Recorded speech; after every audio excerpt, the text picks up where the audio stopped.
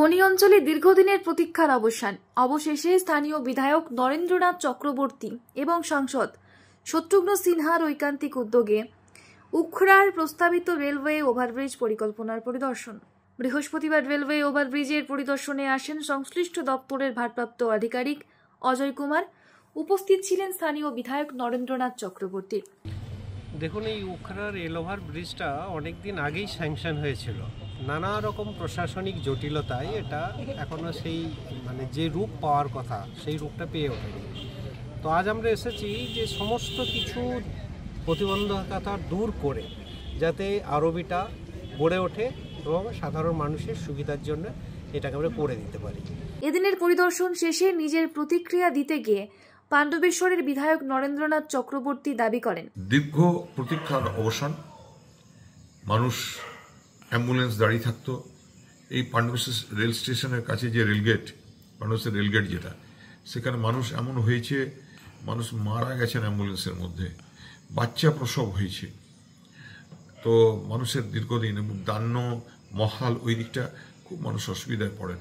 আমাদের আজকে দুটো কাজ হয়েছে।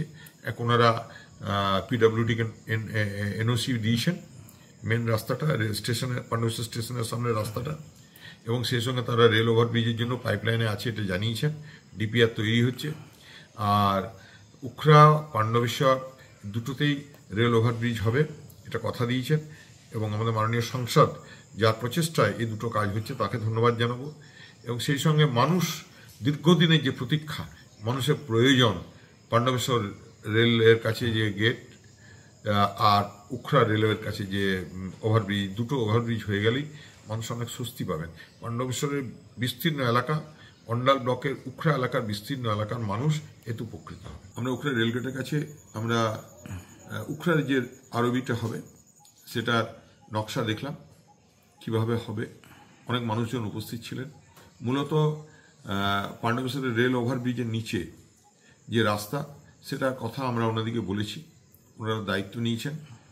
এবং আমরা উখড়ার যে নকশা, তাতেও উখড়া স্টেশন নতুনভাবে নির্মিত হবে।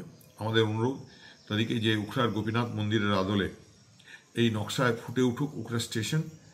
এবং সেই সঙ্গে আমরা পাণ্ডবেশ্বরের যে স্টেশন সংলগ্ন যে রেলগেট আছে তার উপরেও আমরা রেল ওভারব্রিজ করার আবেদন জানিয়েছি। ওনারা বলেছেন যে এটা পাইপলাইনে আছে, আমরা দেখছি।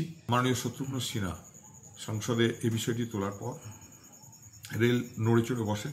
এর আগেও উখড়া চেম্বার অফ কমার্সের একটা পিটিশন ছিল, এবং আমরা সবাই মিলে চেষ্টা করেছিলাম। তার একটা ফলপ্রসূ দিক হয়েছে।